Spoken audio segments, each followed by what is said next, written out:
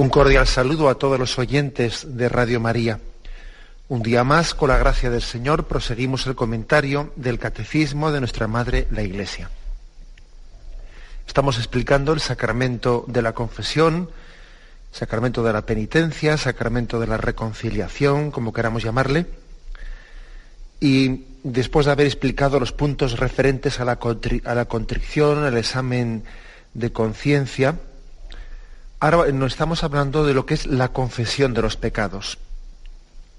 Son 4 puntos, ayer explicamos el punto 1455, hoy vamos a explicar del punto 1456 en adelante, la confesión de los pecados. Es una de las partes del sacramento de la confesión. Curiosamente, es la parte, una de las 5 partes del sacramento de la confesión, la que popularmente ha pasado casi a darle el nombre al sacramento. También podía haberse llamado sacramento del examen de conciencia, o sacramento de la contrición, sacramento del propósito de enmienda. Pero bueno, curiosamente, lo que le ha dado el nombre al sacramento popularmente es sacramento de la confesión. Bien, el punto 1456 dice así: la confesión de los pecados hecha al sacerdote constituye una parte esencial del sacramento de la penitencia. En la confesión, los penitentes deben enumerar todos los pecados mortales de que tienen conciencia tras haberse examinado seriamente, incluso si estos pecados son muy secretos. Bueno, luego continuaremos con eso. Igual de momento vamos a parar aquí y hacer esto una reflexión. Bueno, lo primero dice que la confesión de los pecados hecha al sacerdote constituye una parte esencial del sacramento de la penitencia. Cuando se dice una parte esencial, pues quiere decir pues que sin eso, si le quitas eso, pues no hay sacramento de la penitencia. Es como si uno dijese, ¿y se puede uno acercar al sacramento de la penitencia sin arrepentirse? Pues no, porque el arrepentimiento es una parte esencial. ¿Y se puede uno acercar al sacramento de la penitencia sin manifestar personalmente los pecados? Pues tampoco, porque es un aspecto esencial. Hay aspectos que son esenciales y otros que no son esenciales. Lógicamente los esenciales son los que vienen de Jesucristo. Y la Iglesia no se considera con autoridad para cambiar lo que viene de Jesucristo. Otras cosas pues pueden ser adaptadas por la Iglesia en la medida en que no tienen su origen en Jesucristo, sino tienen su origen en la disciplina eclesiástica, y la Iglesia por diversos motivos puede adaptar su disciplina eclesiástica. Por ejemplo, recordad que en programas anteriores hablamos de cómo ha habido también variantes históricas en la celebración del sacramento de la penitencia, de la confesión. Ha habido variantes históricas, como son, por ejemplo, el hecho de que actualmente el sacramento de la confesión se puede celebrar y se nos invita a celebrarlo frecuentemente. Y hubo un momento histórico en el que el sacramento de la confesión en muchos lugares se celebraba una única vez después del bautismo. Era la segunda tabla de salvación. Y uno solo se podía confesar una vez en su vida después de haberse bautizado. Por ejemplo, nosotros ahora se nos da la absolución y luego cumplimos la penitencia. Hubo un tiempo en que primero cumplías la penitencia y después de haberlo cumplido volvías al sacerdote y él te daba la absolución. Pues, por ejemplo, también hubo un momento en el que la penitencia era pública, en el sentido que uno ingresaba en un orden de penitentes y allí cumplía la penitencia de una manera pública, a los ojos de todo el mundo. Hoy, sin embargo, la penitencia se hace de una manera privada. O sea, ha habido muchas variantes en adaptaciones en la celebración del sacramento de la penitencia, de la confesión, variantes todas ellas, pues que han cambiado no lo esencial. Son variantes que han adaptado cuestiones pues accidentales, circunstanciales, pero no han cambiado lo que viene de Jesucristo. Pues, por ejemplo, el ejemplo que he puesto antes, ¿no? Es pensable, es posible, es probable, ¿no? Pues que, no digo probable, perdón, es posible, que pudiera ocurrir que la Iglesia con el tiempo cambiase y dijese, bueno, pues ahora vamos a adaptarnos a los nuevos tiempos y ahora vamos a hacer un sacramento de la confesión sin necesidad de manifestar personalmente los pecados al sacerdote, porque han cambiado los tiempos y tal y cual. Pues no, eso la Iglesia no podrá hacerlo nunca. O vamos a hacer una cosa, ¿no? Pues vamos a celebrar el sacramento de la penitencia, pues sencillamente no pidiendo a la gente que se arrepienta, sino sencillamente pidiéndole que a partir de ahora no lo vuelva a hacer. Pero tampoco hace falta estar arrepentido del pasado. Pues no, mire usted, eso no sirve. Eso no sirve, ¿eh? No sirve y punto, ¿eh? O sea, es decir, eso, ¿por qué? Pues porque el arrepentimiento y porque la manifestación personal de los pecados forma parte esencial, integrante del sacramento, y la Iglesia nunca podrá cambiarlo. Nunca podrá cambiarlo. ¿Por qué el arrepentimiento es la contrición, el arrepentimiento es parte esencial del sacramento? Pues parece que se entiende más fácil, ¿eh?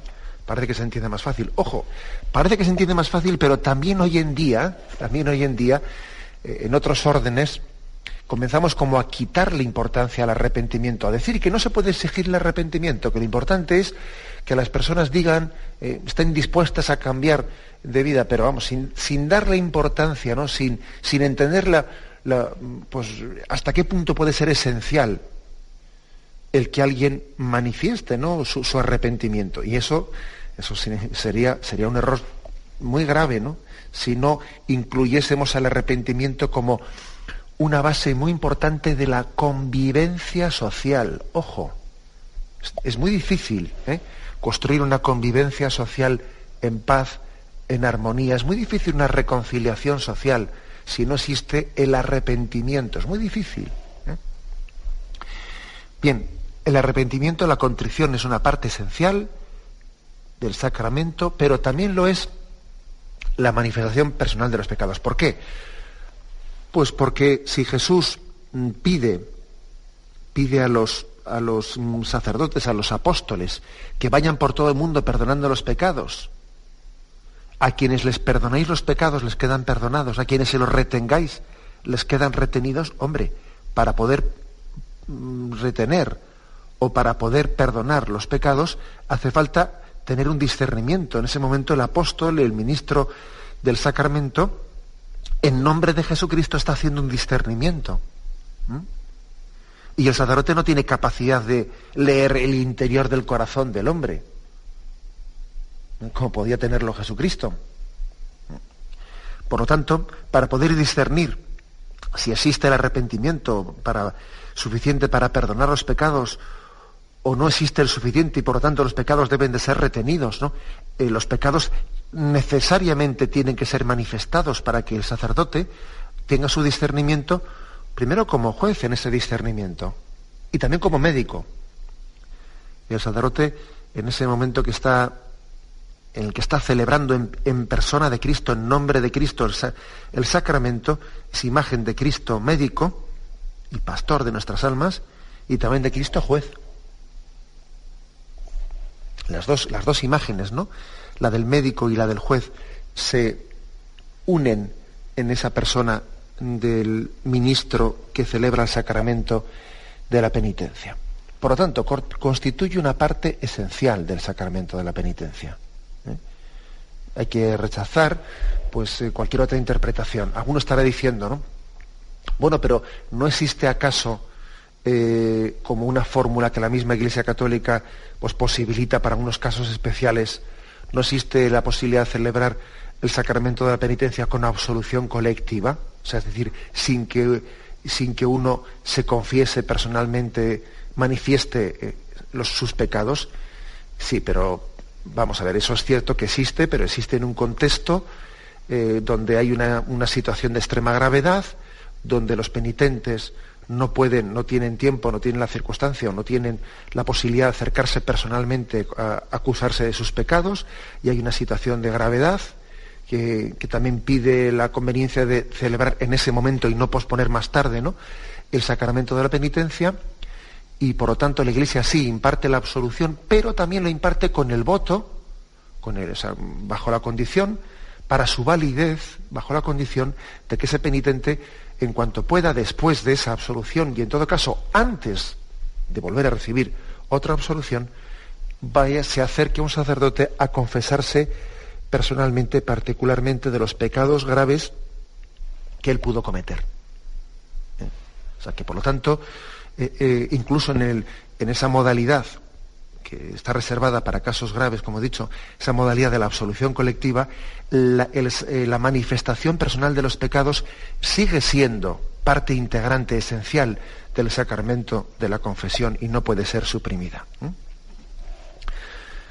Por desgracia, algunas veces se plantea esto y se explica mal y a veces también no se respeta la disciplina de la Iglesia y se piensa pues que eso, la confesión personal, la manifestación personal de los pecados, bueno, pues puede o debe ofrecerse a algunas personas que tienen esa sensibilidad. No, si no es cuestión de sensibilidad, ¿sabe usted? O sea, es cuestión de que es parte esencial e integrante del sacramento de la confesión. Ahora no vale celebrar el sacramento de la penitencia según sensibilidades. Venga, y el que tenga una sensibilidad, pues que lo celebre de esta manera, y el que no tiene una sensibilidad, que lo celebre de otra. No, o sea, vamos a ver, no podemos nosotros inventarnos un sacramento. O sea, el sacramento está dado por Jesucristo, y en todo caso es la Iglesia la que tiene el deber y tiene también la vocación de, bueno, pues sencillamente de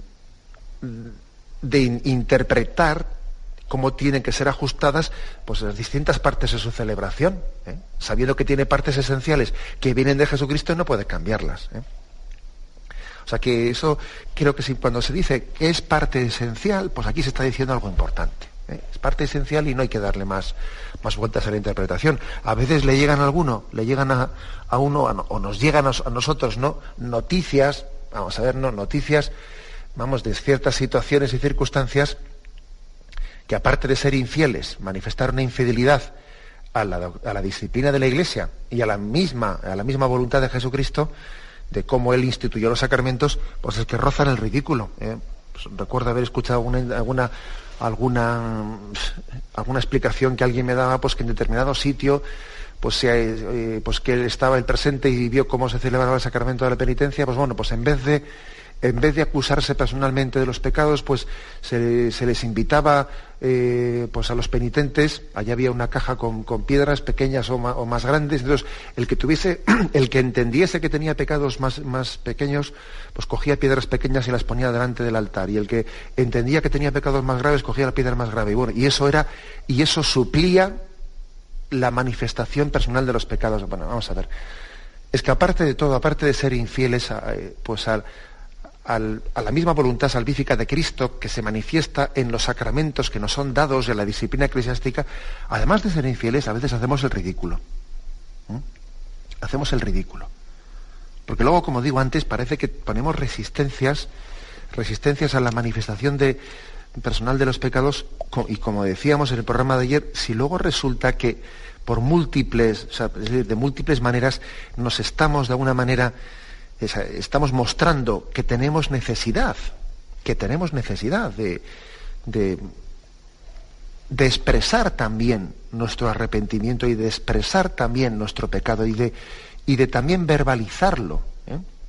Y para eso, por lo tanto, también este sacramento de la penitencia es también un conducto para hacerlo de una manera digna ante la instancia adecuada, correcta, que representa toda la autoridad de Jesucristo y toda su misericordia. Ante el trono de la misericordia. Manifestamos nuestros pecados no de cualquier manera, no de una manera impudorosa, no de una manera en la que el hombre pierde su dignidad o pierde su sentido de intimidad, no, su sentido del pudor, no, lo hacemos ante el trono de la misericordia. Es importante eso, No lo manifestamos de cualquier manera. Es Cristo que me acoge, es el abrazo del Padre de la parábola del Hijo pródigo quien acoge esa manifestación de mis pecados. Bien, tenemos un momento de reflexión, 56 del Catecismo, que nos habla de la confesión de los pecados y dice: en la confesión los penitentes deben enumerar todos los pecados mortales de que tienen conciencia tras haberse examinado seriamente. se deben de enumerar todos los pecados mortales. Bueno, primera explicación, y seguro que alguno preguntará, bueno, ¿y yo cómo distingo los pecados mortales de los veniales? Bueno, ciertamente no es tan fácil establecer una frontera en la que uno tenga una especie de certeza o seguridad absoluta de que es un pecado mortal o un pecado venial. Entre otras cosas también porque que un pecado sea mortal o sea venial no únicamente depende de la materia, del acto en sí, sino también depende del grado de intencionalidad, de consciencia y de libertad. Por eso también, eso es uno de los motivos por los que la Iglesia aconseja también vivamente, como luego veremos, aconseja la confesión de los pecados veniales. Primero, pues porque es una forma pues de también de perdón, de una fuente de perdón para ellos, ¿no? Para los pecados veniales, pero también porque es que hay veces que uno no tiene clara conciencia también de la gravedad de sus pecados. Entonces se nos pide que enumeremos los pecados mortales. Cuando se dice enumerar, no quiere decir estar contando las circunstancias y la película. ¿Me explico? O sea, quiere decir pues que no, uno no tiene por qué estar contando pues la historia con todo tipo de detalles, etcétera, de un pecado que cometió. Pues no. O sea, yo creo que basta con que él, por ejemplo, se acuse y diga, pues me acuso de que he tenido sentimientos de odio hacia un primo mío, un hermano mío, un lo que sea, ¿no? No tiene por qué estar contando, es que pasó esto, luego vino lo otro y tal. Por enumerar no se entiende contar de circunstancias y detalles que al fin y al cabo son morbosos. Y eso no tiene que tener lugar, eso no forma parte. Hombre, tampoco entiendes, por supuesto que no hace inválido el sacramento el contarlo, pero no es parte esencial del sacramento el ir contando detalles morbosos. Por enumerar se dice, pues eso, número, porque es verdad, es cierto que tampoco es lo mismo pues el que alguien pues pida perdón pues por haber caído en un pecado en una circunstancia determinada, en una ocasión, o que sea esclavo de ese pecado y caiga en él de una manera reiterada. Bueno, pues por ejemplo, no es lo mismo que alguien pida perdón, pues porque en una ocasión determinada pues estuve en una fiesta y bebí más de lo debido, a que alguien pida perdón pues porque soy esclavo del alcohol y caigo continuamente en ello y todas las noches pues monto en mi casa un auténtico espectáculo pues porque bebo más de lo debido. Pues también esto nos hace entender que tiene su importancia lo de enumerar. O sea, no es lo mismo que una cosa haya ocurrido una vez que una cosa ocurra de continuo, ¿no? Porque eso es un pecado que me tiene más esclavo o me tiene menos esclavo. Por eso lo de enumerar tiene su razón de ser. Lógicamente también las cosas, como os podéis imaginar, pues tampoco podemos caer en el escrúpulo, porque muchas personas pueden decir, pues yo tampoco tengo conciencia exactamente de qué número, pues más o menos las cosas, ¿no? Con la buena intencionalidad de quien abre su corazón delante de Dios. Este es, digamos, el principio. En la confesión los penitentes deben enumerar los pecados mortales de los que tienen conciencia, tras haberse examinado seriamente. Incluso si estos pecados son muy secretos y si han sido cometidos solamente contra los dos últimos mandamientos del Decálogo. ¿Por qué hace referencia aquí a los pecados secretos y a los que han sido cometidos contra los últimos dos mandamientos del Decálogo? Porque si os fijáis, de los 10 mandamientos, los dos últimos son los pecados que hacen referencia más a los pecados de pensamiento, de intención. El 10º mandamiento es no codiciarás los bienes ajenos. Es un pecado interior de intencionalidad, de codicia, de envidia. Y el 9º mandamiento es no consentirás pensamientos ni deseos impuros, ¿no? Los últimos 2 mandamientos están un poco reservados al aspecto interior de la intencionalidad, o sea, de la interioridad del hombre. Y también la interioridad del hombre debe de ser manifestada en el sacramento de la confesión. Sería un error muy grande pensar que aquí es pecado únicamente aquello que ha salpicado hacia afuera. No. Es más, No sé si os acordáis de algún pasaje del Evangelio en el que Jesús dice: no es lo que entra por la boca lo que contamina al hombre, lo que sale del corazón, eso es lo que contamina al hombre. Porque, decía Jesús, del corazón salen las intenciones malas, asesinatos, adulterios, fornicaciones, robos, falsos testimonios, injurias. Eso es lo que contamina al hombre, no lo que entra por la boca, sino lo que sale del corazón. Es decir, en esa diatriba que tenía Jesús con los fariseos sobre la pureza e impureza de los alimentos, también sirvió esa diatriba para que Jesús subrayase que la auténtica moralidad es la que se fija no únicamente en los actos externos, sino también en la que se da cuenta de que la moralidad nace del interior, de la intencionalidad del corazón, de esos sentimientos que se están fraguando dentro de nosotros. Por eso también, claro, que eso debe ser manifestado. Es que si no manifestásemos eso, nuestra moralidad sería, pues, farisaica, y únicamente estaríamos manifestando, pues, una especie de orden externo, como una disciplina exterior. No, y la moral cristiana no mide una disciplina exterior, mide la bondad del hombre, la bondad del corazón del hombre, que se manifiesta en actos externos, por supuesto, pero que nace del interior del corazón. Por eso esos dos mandamientos, el 9º y el 10º, también hacen referencia: no codiciarás, no envidiarás y no desearás la mujer del prójimo, hacen referencia a también examinar en el sacramento de la confesión el interior del hombre.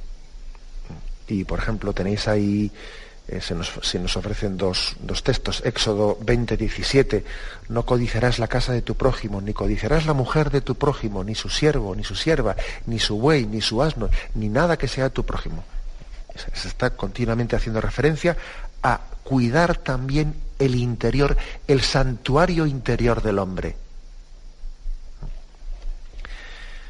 Es más, dice, pues a veces estos pecados, dice el Catecismo, hieren más gravemente el alma y son más peligrosos que los que han sido cometidos a la vista de todos.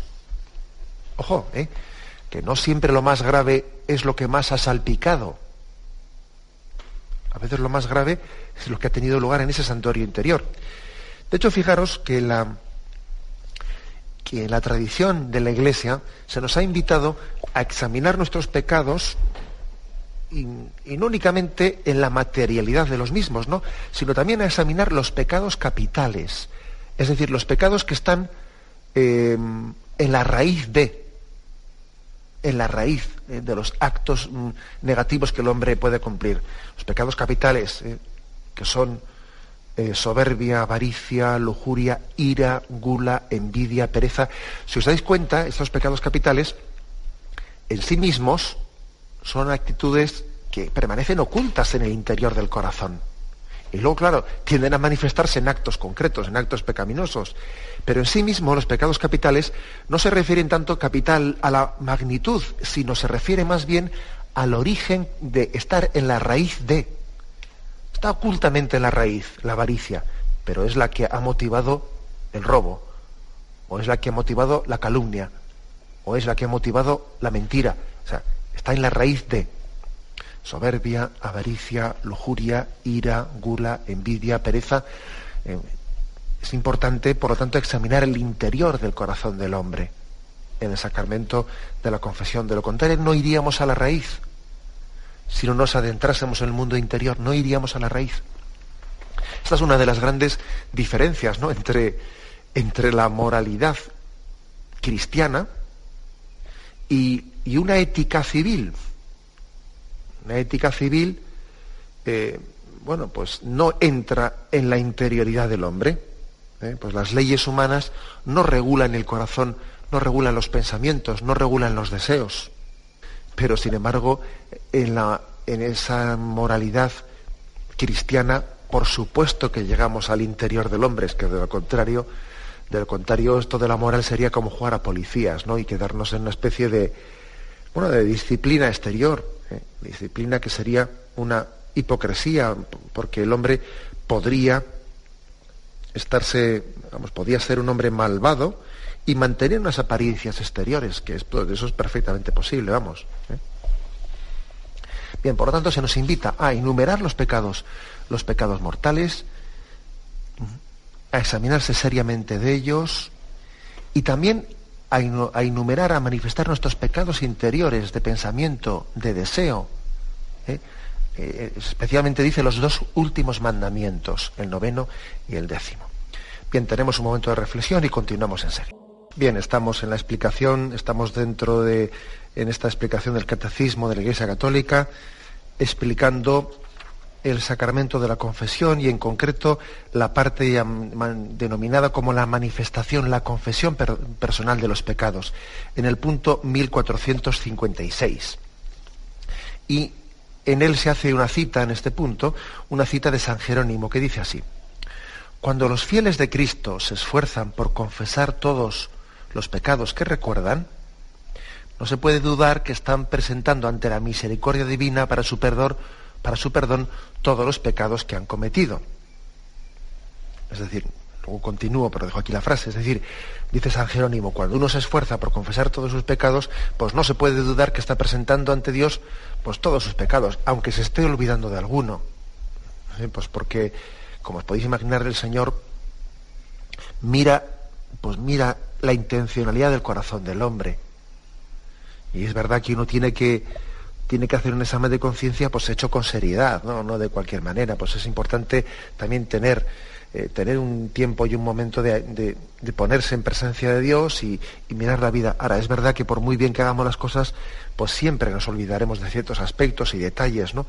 O sea, nos podemos olvidar de ellos y sencillamente también confiamos en que la misericordia de Dios pues se derrama sobre todos los pecados de nuestra vida, también sobre aquellos de los que pues no nos hemos acordado. Que después de la confesión una persona recuerda, le viene a la mente, le viene a la memoria pues un pecado que no manifestó. ¿Qué debe de hacer? Pues hombre, pues si es un pecado leve, pues yo creo que no hace falta manifestarlo ya.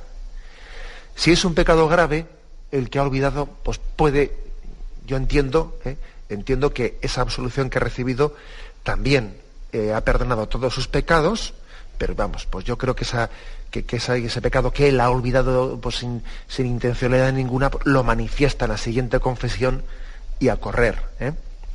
Pero aquí fijaros lo que dice: cuando los fieles de Cristo se esfuerzan por confesar todos los pecados que recuerdan, no se puede dudar que están presentando ante la misericordia divina para su perdón todos los pecados. Es decir, también en nuestra intencionalidad están siendo presentados los pecados pues que no hayamos recordado. Eso lo dice San Jerónimo, y está aquí recogido. Quienes actúan de otro modo y callan conscientemente algunos pecados, dice, no están presentando ante la bondad divina nada que pueda ser perdonado por mediación del sacerdote. Porque si el enfermo se avergüenza de describir su llaga al médico, la medicina no cura lo que ignora. Aquí termina la cita de San Jerónimo. Pero aquí estamos en otra posibilidad distinta, que alguien conscientemente, intencionadamente, oculte, no ya por ese olvido, pues, no ya por un olvido, o incluso no ya ni por negligencia, que me podía haber examinado mejor, sino que intencionadamente oculta, pues por vergüenza o por lo que sea, oculta un pecado grave en el sacramento de la confesión. En ese caso, dice San Jerónimo, y recoge aquí el Catecismo, que en ese caso ese corazón no sea abierto ante la misericordia, ante el trono de la misericordia, y por lo tanto sus pecados no quedan perdonados. Pero no únicamente no queda perdonado el pecado que no ha manifestado, sino ninguno de los pecados. Sencillamente no ha hecho un acto de apertura confiada ante el trono de la misericordia. Esa confesión es inválida y sacrílega. O sea que sencillamente lo que hay que decir es que es mucho mejor no confesarse que confesarse incorrectamente. Perdonad que sea así tan crudo, pero es que las cosas son como son. Entonces, sencillamente, además ayer creo que nos ayudó mucho el testimonio de una oyente que llamó y estuvo narrando un poco pues cómo pudo ser tentada de no manifestar, ¿no? Pues en en el sacramento de la confesión y también en la dirección espiritual, que son dos niveles distintos, pero bueno, pues de no manifestarse, no de ocultarse y tal cual, hasta que, bueno, por la gracia de Dios, ella no cayó pues en esa tentación de confesarse mal, callando cosas, pero sí que tuvo una lucha de estar mucho tiempo pues alejada del sacramento por esa dificultad de manifestación. Luego llegó el momento en que recibió la gracia de manifestarse, ¿no?, de corazón, con el corazón plenamente abierto, y en ese momento, cuando se manifiesta plenamente a corazón abierto, es cuando dice: ¿será posible que he estado yo, pero qué gracia, qué alegría y qué gozo interior, ¿no? ¿Será posible que he estado yo amordazado, ¿no? Amordazado por un temor que me ha tenido aquí cohibido, ¿eh? Es que creo que hay que desenmascarar a veces esos bloqueos, esos líos mentales que nos organizamos, ¿no? Puede haber personas tímidas que yo creo que son, bueno, tímidas o yo no sé qué, que a veces es que pensamos no sé qué cosas que va a pensar, que va a decir, y entonces tenemos unos bloqueos mentales, unas vergüenzas a destiempo, como digo yo a veces, unos bloqueos mentales, un no ser conscientes de lo que dice Jesús en el Evangelio: más alegría hay en el cielo por un pecador que se convierta que por 1000, que ya estén convertidos. Es decir, pero si en el cielo hay una fiesta cuando alguien manifiesta su arrepentimiento, si el sacerdote también participa de esa fiesta. Es que no sé si nos damos cuenta que un sacerdote cuando está confesando, ¿cuándo pensáis que un sacerdote goza más confesando? ¿Cuando perdona pecados leves o cuando perdona pecados graves? Hombre, un sacerdote goza mucho más cuando perdona pecados graves, pues porque benditos a Dios que se han arrepentido. O sea, ojalá a un sacerdote le encantaría estar confesando todos los días pues pecados gravísimos, le encantaría confesar a todos los terroristas, y le encantaría confesar a todos los médicos abortistas, y le encantaría confesar los pecados más graves de sacrilegios y que puedan ocurrir. O sea, le encantaría. Por eso a veces ese temor que tenemos a qué va a pensar, qué va a decir, se van a enfadar, pero bueno, pero si el sacramento, la manifestación de los pecados, es una manifestación de gozo por el retorno. Y el demonio, que es muy astuto, en vez de ponernos el temor, digamos, el reparo, el respeto, en el momento de alejarnos de la casa, fíjate tú que nos lo pone para el momento del retorno. A eso lo llamo yo una vergüenza a destiempo. Una vergüenza a destiempo, que tenemos que desenmascarar, ¿no? Y vencer cualquier tipo de tentación de esas de que no, digo, esto no puedo, es que esto me da mucha vergüenza decirlo, esto no sé qué. Pero hombre, pero tú no te das cuenta que el sacramento de la penitencia, el sacramento de la confesión, es una fiesta del perdón, es una fiesta del retorno. Que el propio sacerdote, ¿qué va a pensar? ¿Pero qué va a pensar?